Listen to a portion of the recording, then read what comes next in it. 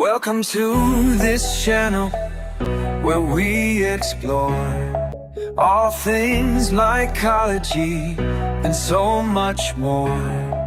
From a single nucleus to cultures we create, experimentation and innovation is never too late. Join me on this adventure where fun science plays. Thank you for joining me today. So you can see I'm gearing up to test my liquid cultures, but I had an idea. I've been watching the downstairs tent stay right around 65, 66 degrees, pretty much staying right around 98% humidity. So over here in this tent, we got our high CO2 lion's mane. So I was like, you know what?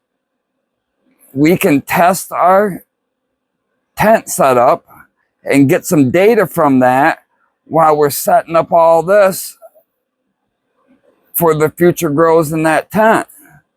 We can see how the lion's mane responds to it. And basically, I just want to get spores from this grow. So let's take a look in the tent and see how our high CO2 lion's mane's growing.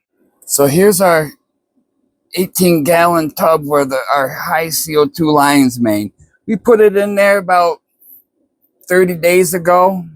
So basically all I did was every 3 days, mist the inside walls and underneath the cover.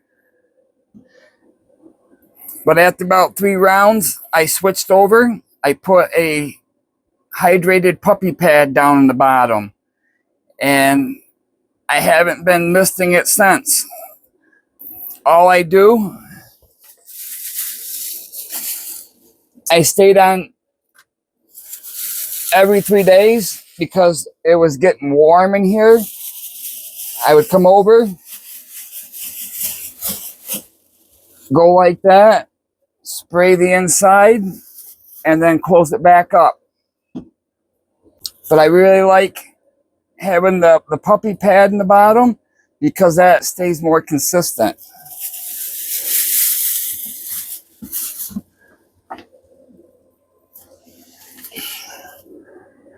So here's our 2 lion's mane.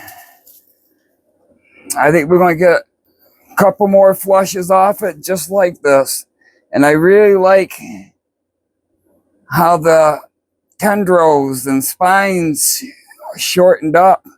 And this is going to be a lot more denser than a long tooth lion's mane.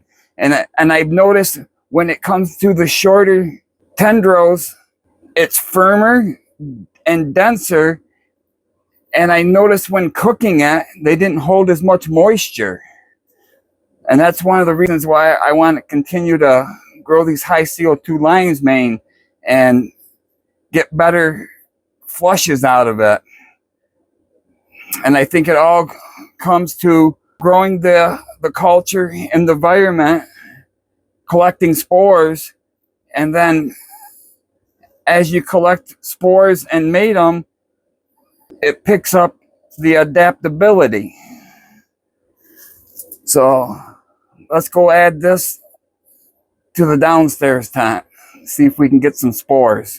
I think by adding it to this tent where there's some more air volume, we can possibly get this flush to produce some spores.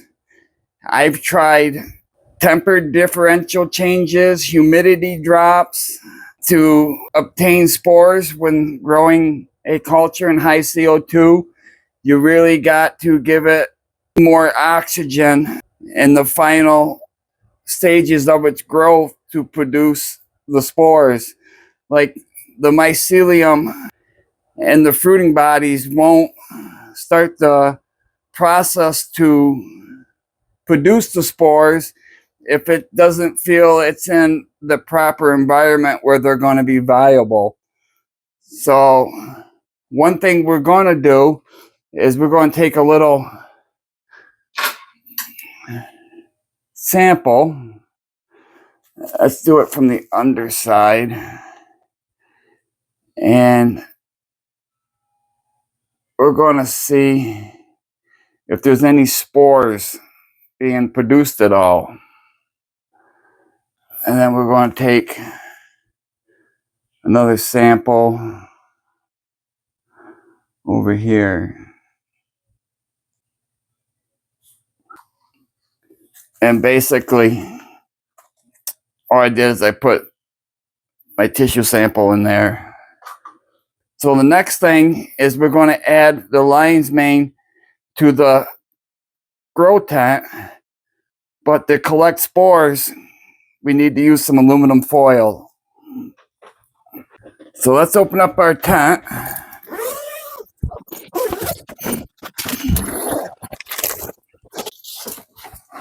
So what I'm going to do is just take some Reynolds wrap and tear off a sheet. Place it on my shelf. And then take our lion's mane and then we'll set it on the shelf. So we got about 2 inches below the lion's mane, and hopefully with the extra air volume, it'll end up dropping some of its spores. The only thing we got left now is we'll check our tissue sample for spores, and we'll observe this in a couple days to see if it's released any. All we can do now is close it all back up.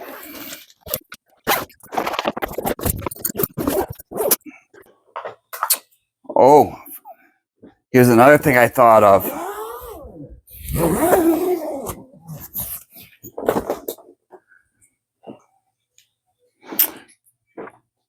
Since we're not growing the lion's mane upstairs, we can put a sensor down here, and that'll give me an idea what our experiments are in. Is some of the humidity getting released throughout the whole tent, or is it mostly being trapped inside the Martha? And this will help us find out. So let's see if we have any spores. So we got a slide right here. Got a cover slip. We'll take our tissue. And I'm just going to take my cover slip,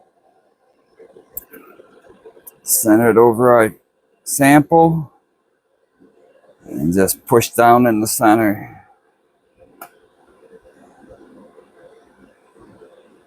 Try to smash that mycelium and spread it out. I'm using a rag because I don't want to get my fingerprints on it. But there's our sample right there inside that halo.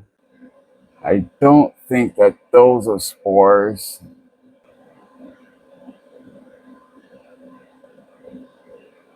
Something's definitely moving in it.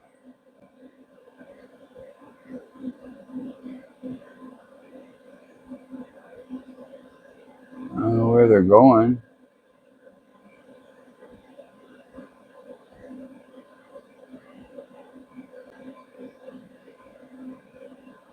But I'm not seeing, unless that's a spore. Ooh.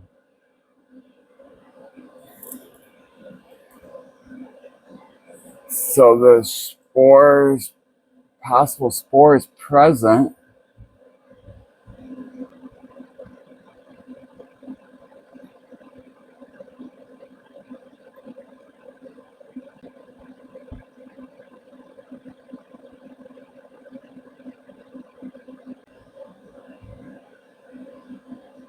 Yeah, those gotta be bubbles.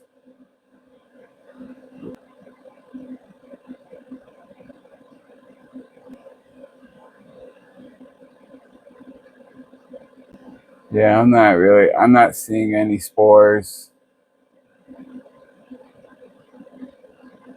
If you think you see any spores, let me know. So we checked for spores. We didn't see them.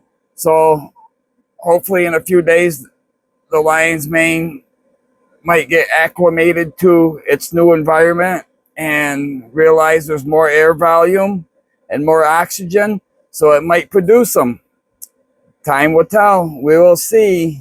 I figured I'd get this one out of the way in case anybody was wondering how this high CO2 lion's mane grow was going. So it's doing really good. Fingers crossed we'll get spores. And now it's time to get caught up on our liquid cultures. So I'll leave it at here today. Thank you very much for watching. Thank you so much for all your support and your comments.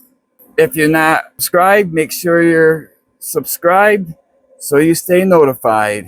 See you on the next one.